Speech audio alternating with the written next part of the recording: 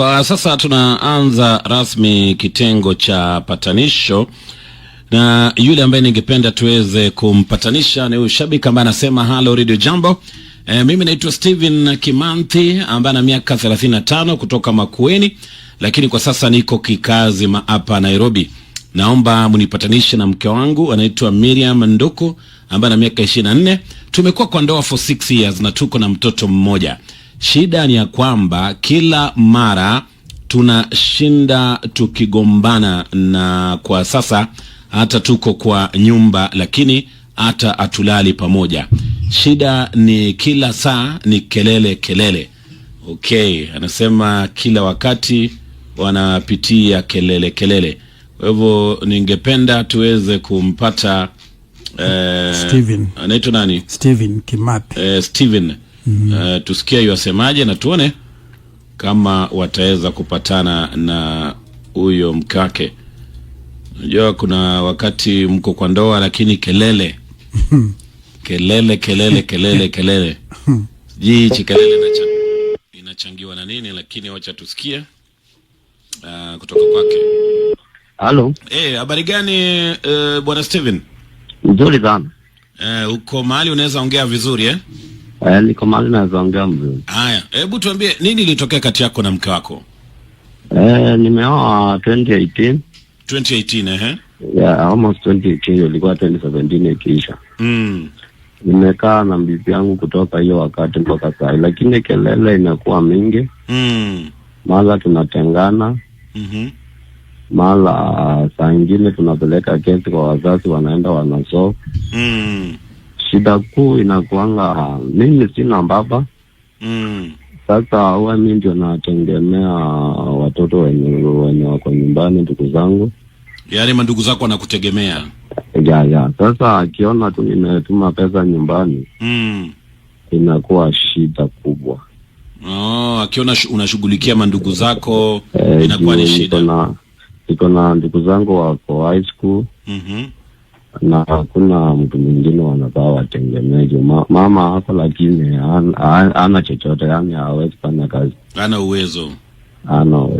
Na labda nikuulize tu hapo, wakati unashughulikia hao mandugu zako, huwa ni baada ya kuweza kushughulikia mahitaji ya kifamilia, ama huwa unashughulikia mandugu zako kabla kushughulikia familia? Tunashughulikia familia, kila kitu kwa mboma iko. Kama ni mtoto shule nalipa fees. Chakula kwa nyumba nanunua. Mahitaji yake ile kidogo tu namchungukia. Okay, kwa hivyo wewe kwa mtazamo wako unafikiri shida yake nini? Shida yake ni kwamba hataki ushughulikie mandugu zako, ama ukiangalia shida ni nini? Shida yake shida yake hataki. Yaani anataka nikifanya upande wa wazazi wangu, pile nifanye upande wa wazazi wake. Anataka pia ushughulikie watu wa kwao pia.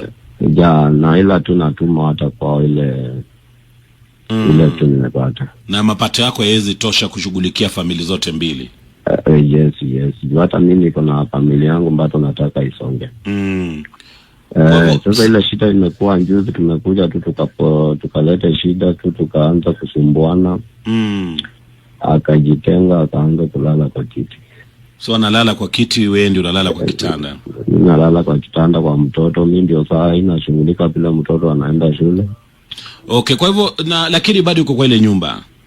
Bado tuko kwa ile nyumba. Kwa hivyo ulikuwa unataka tuwasaidie muweze kupatana ili muweze kuelewana Nilikuwa na alafu nijue sasa atatoka kwa kiti ama bado ataendelea kulala. Haya basi, kwa hivyo shikilia hapo kidogo bwana Steven. Tuone vile tutakusaidia Haya, usikate simu, shikilia kidogo, tumtafute mkako tuone vile tutakusaidia. Hiyo safari kutoka kwa kiti hadi kwa kitanda huwa ni safari ndefu sana bwana Mle. Kwa hivyo usicheke. It's a very long journey. Kabla umuelewane. Ni kama kutoka hapa paka Mombasa na SGR. Kwa hivyo don't laugh. Ni saa 2:44 na kipindi ni Gidi na Ghost asubuhi. Tunaendelea na patanisho tayari. Huyu ndugu amejieleza, anasema wanazozana na mke wake waelewani kuhusu vile anashughulikia familia yake pale, kwa sababu anasema ana baba lakini ana mama ambaye hajiwezi, lakini anashughulikia mandugu zake. Na inaonekana kama waelewani, kwa sababu mke wake ni kama apendelei sana akishughulikia watu wa kwao, ila aliyashughulikii watu wa kwa kina dada. Hani mambo hufanyika katika familia. Hiyo ni kulingana na vile ametueleza. Kwa hivyo wacha tumpigie mke wake ambaye anaitwa Miriam. Tuone kama wataweza kupatana, kwa sababu hilo ndio lengo la patanisho, kuleta waliokosana waweze kusikizana, waweze kuelewana. Kwa hivyo naomba Bi Mariam, mahali ulipo, uweze kushika simu yetu.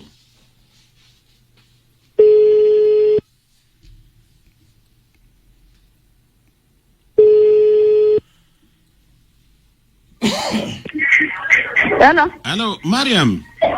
Yes. Habari ya asubuhi. Nzuri. Uko mali unaweza ongea? Mimi naitwa Gidi. Naitwa Gidi na kupigia kutoka Radio Jambo. So unajua Radio Jambo? Sasa kuna mzee ametutumia SMS hapa Radio Jambo. Akisema ni kama mmetofautiana kidogo. Kwa hivyo alikuwa naomba kama kuna makosa muweze kusameana. Ili mambo ikuwe shwari, kwa sababu nasikia hata umeama unalala tu kwa kiti.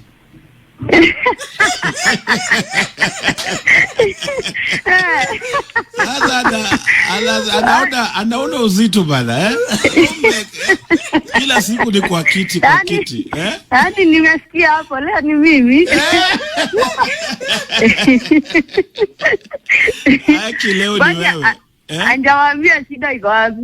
Sasa anasema shida ni kama mwelewani kuhusu vile anashughulikia familia. Unajua mapato yake, anasema anashughulikia mandugu zake.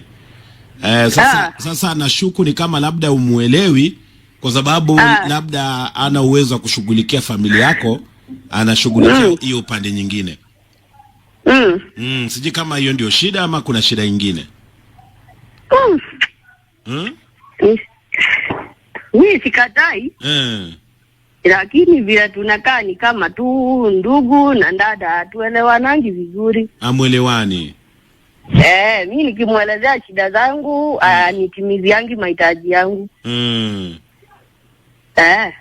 Uenda ni kwa sababu ya mzigo ambako nao kubwa ama nini? Kwa sababu anasema mandugu zake wanahitaji school fees, kwa hivyo huwa anashughulikia mandugu zake. Sikatai, unajua shida ni yeye mwenyewe hawezi nielezea vizuri kama mtu.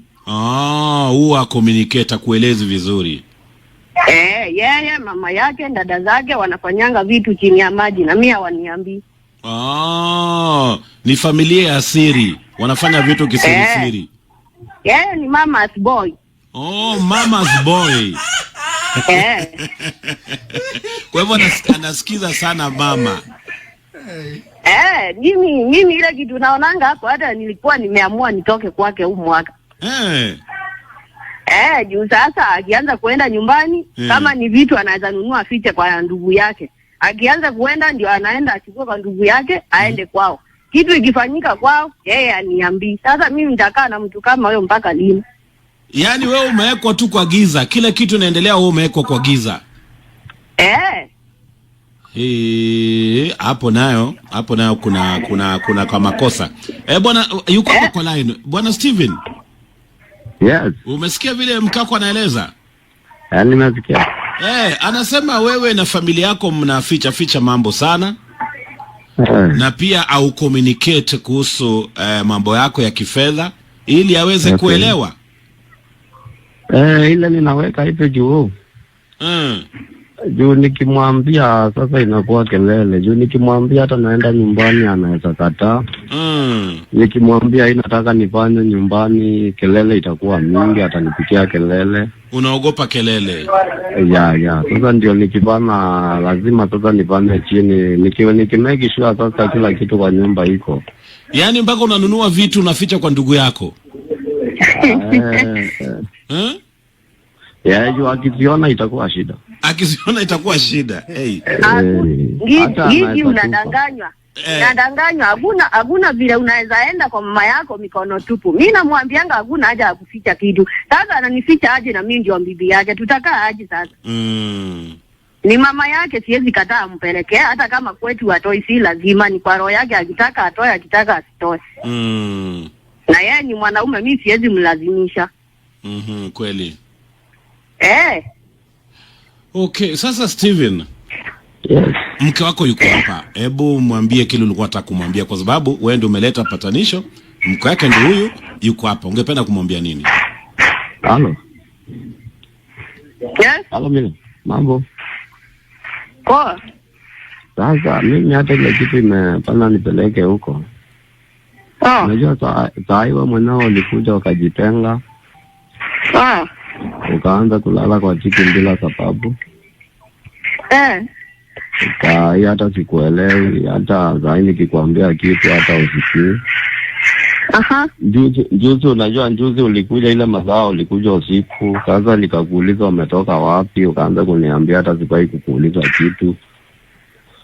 Na unajua saa hii kama mimi niko hapa lazima kila kitu ikitendeka nikuwe najua. Na nilikwambia kama ni kazi umepata ya usiku ya kutoka usiku kuwa unaniambia unafika kwa nyumba za ngapi. Juu mimi nilikwambia siwezi kumbali ukuje kwa nyumba za 4.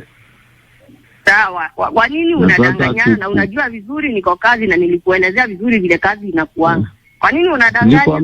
Nilikwambia kama hiyo kazi iko na shida ninaweza kufungulia kazi kama hiyo. Juu hata sio mala, unajua sio mala yangu ya kwanza kukufungulia kazi.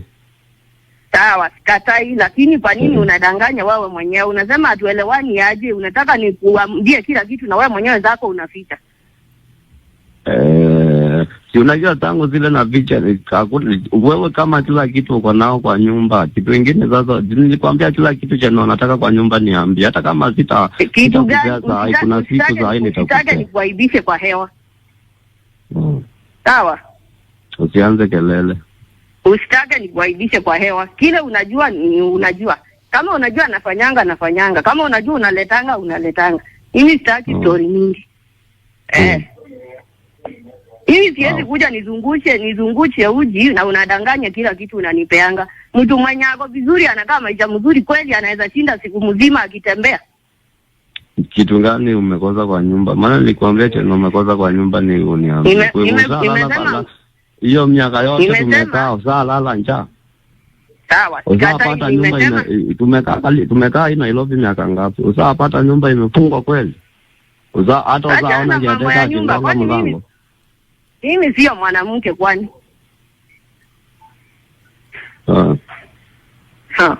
Sawa tu. Nimesema ile kitu nimesema usitake nianze kutoa mambo kwa hewa na kila mtu anasikia. Sawa. Okay, kwa hivyo Mariam, kuna mambo mengine ambayo labda ungependa kuongelea hewani mimi nimefika mwisho. Juu sasa mtu akikwambia atakuua, tazingira ananiambia nitoke nje saa 6 ya usiku niende. Siwa ndio lelete kelele usiku. Umekuja saa 4 na kuuliza unatoka wapi, unaniambia wewe hata sibai kukuuliza kitu. Ukaanza kuchukua. Siwa ndio ulianza kuchukua nini? Kisu. Wewe ni mtu mzima na unaenda kanisa. Wacha kudanganya eti nakujanga saa 4. Mimi nilimwelezea vizuri ile kazi nafanyanga. Nakuuliza hiyo siku unasema nilikwambia utoke nje uende mahali ulikuja saa ngapi? Na kukuja hivi ukapata tu nishapika ungali. Mboga ndio nilikuwa nangojea ukuje nayo. Kukuja nao ulipika supu. Kakuuliza ungali inaweza kuliwa na supu. Nitakwambia siuendee mboga. Kasema wewe siendea. Hello, Gidi. Yes, Miriam. Mimi ninauzanga uji pawa nazungushanga kutoka asubuhi hadi jioni saa 3. Unazungusha uji mitaani? Nikuajiriwa tu, nimeajiriwa. Kweli? Sasa hiyo uji kama injaisha uwezi enda kwa nyumba. Na uwezi acha vyombo kama unjaosha. Na mimi nikimuelezea yeye mwenyewe aelewi hiyo kazi ambayo unafanya pale. Sasa nilimwambia hapo. Nikamwambia juu hiyo kazi naweza mfungulia kazi kama hiyo. Lakini kumwambia hivyo ile maneno alitoa haikuwa maneno mzuri. Okay, Miriam, acha nikuulize. Kuna vile mnaweza elewana ili labda kufungulia biashara ya kuzungusha uji badala ya kufanyia mtu mwingine? Hiyo sikatai, lakini mimi nilimweleza nikamwambia blender yenye tunatumia iko na pesa mingi. Aya mwenyewe akikuahidi kitu hawezi nunua. Kama mtoto mwenyewe kuna siku achayanguka na nikamwambia mtoto anahitajika CT scan ya kichwa na ni 10,000. Hadi wale hawajawahi toa, anasemanga hiyo ni pepo. Sasa huyu mtu ndio atakubaya blender ya 15,000. Wanasema hiyo ni pepo. Kama anashinda na mtoto wake mwenyewe atatoa 15,000 na 10 inamshinda. Lakini kama inaharibu ndoa yako Miriam, si mnaelewana tu? Hata kama mnaweza changisha nyinyi wawili, si lazima yeye mwenyewe. Kuelewana sikatai, lakini mimi nikimwambia tujaribu kuongea na niambia mimi sijui kuongea, mimi ni mjinga. Sasa nitafanya aje? Kwa hivyo nyinyi tuseme tu ni kama amuelewani. Na hii kutoelewana ilianza lini? Ilianza wakati mlioana ama imeanza tu juzi juzi? Wakati tulioana na tunaenda mwaka wa 6 sasa. Tangu muane imekuwa tu ni kuvurutana hadi wa leo. Ni kweli bwana Steven Kimathi? Kweli kabisa. Yaani imekuwa tu hivi. Mimi ngidi nakuanga mgonjwa, yani karibu nitembee mangoti. Wewe mwanaume hata dawa ya 5 bob hazi ni mbaya. Sina kupeleka hosi. Ni siku moja tu waliona niko serious ndio walinipeleka hosi. Mna watoto? Mmoja tu. Mna mtoto mmoja Lakini sasa kama mwelewani hivi mtaishi namna gani? Mimi nitajitoa. Lini utajitoa lini? Utaka kujua ni lini, bora tu nitajitoa. Lakini shambazi kujitoa juu na muda inaenda. Bwana Steven, tunajaribu kuleta maelewano, lakini sasa mmeanza kureact. Sasa kama anaongea na saa jitenga kwa kiti, sasa itakuwa aje? Mariam. Mariam, kuna vile mnaweza kaa chini muongee, msameane na labda muanze upya, kwa sababu vile mnazungumza ni kama mnachukiana sana na mko kwa nyumba moja. Hiyo kitu tushajaribu, yani mama akakuja, wazazi wao tuliita wazazi wake. Baba yake alisema tukikaa atapokea, tukiachana atapokea. Huyo ndio baba mwenye anabaa kutuambia vile tunaweza kaa. Mama akikuja, mamangu tukiongea, yeye aongeangi, anaulizanga tu niulizwa kama nishailala njaa. Hiyo ndio kitu anasemanga. Asemangi kama kuna shida nyingine. Unaulizwa tu kama umewahi kulala njaa. Sasa unajua namuulizanga hivyo kwa nini? Halo. Yes bwana. Yes bwana Steven. Najua sasa kama tunakuja kukaa chini na mamake. Najua kila kitu chenye tunaongea. Mamake tayari asajua. Na anajua hata ile solution atampea. Sasa hata nikiongea takuwa nimeharibu muda wangu mbule. Okay, kwa hivyo tuamue namna gani? Kwa sababu mimi naona ni kama kuna mambo mengi ya kuweza kushughulikia. Kwa sababu hii ndoa yenu mahali imefika ni either muamue muitengeneze ama nyinyi wawili muamue muende zenyu. Kwa sababu imefika mahali yeye juu hata hajawahi nipata nimeenda. Hawezi sema hajawahi lala njaa, hajawahi kosa kulipa nyumba. Bwana Steven, mambo ya ndoa sio mambo. Nikimwambia enda nyumbani kwetu ni shida. Bwana Steven kwanza toa hiyo maneno ambayo unasema shida ni yeye. Kwa sababu unaweza dhani shida ni yeye na kumbe wewe pia ndio uko na shida. Sina shida, niko na shida ngani? Kwa mfano sasa hivi uwezi ishi na mwanamke alafu unamficha mambo yako. Na unasema ni bibi yako. Nikimwambia hiyo mambo hata nishambaye shamba na via wewe mwambie. Lakini kwani unafikiri wewe hauna shida? Wewe pia umejiangazia. Nikimwambia itatendeka juu. Yeye uende kawa ndio ako na shida, lakini wewe pia jiangazie. Nishamwambia nataka kujenga nyumbani. Kuna penda nilikuwa nimejenga kidogo. Ile penda nilikuwa nimejenga kidogo, lakini sio vile nilikuwa nataka nijenge. Nikamwambia nataka kujenga. hiyo wakati mtoto wako anaingia shule, nikamwambia siwende nyumbani ukae hata kama ni miezi 2 unimalizie hii mjengo. Akasema nini? Alikataa, akaniambia. Okay. Kwa hivyo akaniambia siwache nimalizie hiyo kwanza. Hakuna muda, saa 3 imefika bwana. Akaniambia bwana Steven, unajua aliniambia hizi tengenezea mwanaume nyumba. Mwanaume anaweza lete malingo. Okay, bwana Steven. Yeah. Nakuelewa yote ambayo umesema tayari tunaelewa. Kwa hivyo ndio maana nimewaambia hivi, aidha muamue nyinyi wawili kwamba kila mmoja atoe kiburi yake na muelewane, mseme tunaanza upya, ama nyinyi wawili pia muamue hii imeshindikana.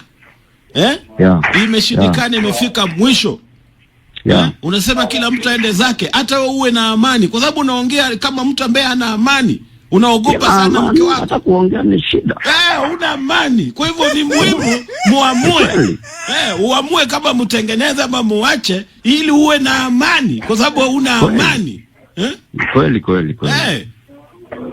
Na si vyema kuishi kwa maisha ambayo una amani, ndugu yangu. Ni kweli. Nimeumia miaka 6.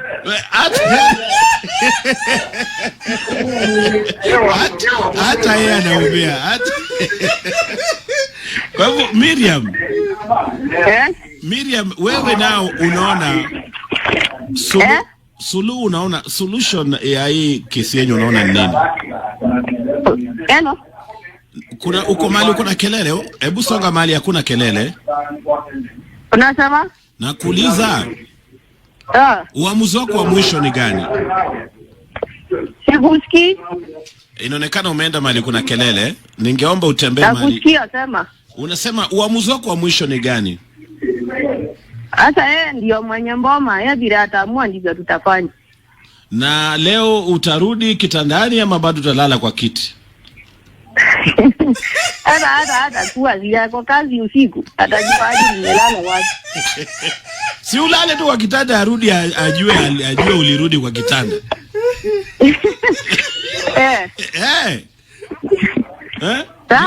Sawa, kwa hivyo unarudi Haya. Bwana Steven. Mambo inaanza kukua mazuri. Umesikia narudi? Nimesikia atarudi. Wacha nione vitendo. Usiwe na wasiwasi bwana Steven. Mimi nafikiri mkianza hivi mambo itakuwa mazuri. Kwa hivyo akirudi wewe pia legeza. Mwanze kuongea. Sawa? Haya, mwambie maneno matamu tukimaliza patanisho. Maneno matamu tafadhali. Halo. Sasa umesema utatoka kwa kiti. Kiongee chenye umeambiwa. Sasa kama utatoka kwa kiti nimesema ni sawa. Wewe ukikuja kwa kitanda sawa. Sema maneno matamu. Steven, sema maneno matamu. Ndio unaniambianga zinanga maneno tamu tangu niko sijawahi kuambia tamu. Hebu leo nimekuambia utoke kwa kiti. Bwana Steven, tafadhali ambia mke wako maneno matamu tafadhali. Steven, tusikosane. Ananiambianga sijawahi mwambia maneno tamu. Atoke kwa kiti akuje kwa kitanda, hapo tutaongea maneno tamu. Ndugu yangu, mwambie tu sasa hivi unampenda na ni hivi na hivi tafadhali. Halo.